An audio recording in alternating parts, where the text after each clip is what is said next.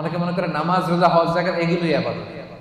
না, এগুলো ইবাদত, এগুলো মৌলিক ইবাদত ঠিক, কিন্তু আসলে যে কাজ করলে আল্লাহ খুশি হয়, যে কাজ করলে মানবতার কল্যাণ হয়, তার সবটাই ইবাদত করছে। সুবহানাল্লাহ।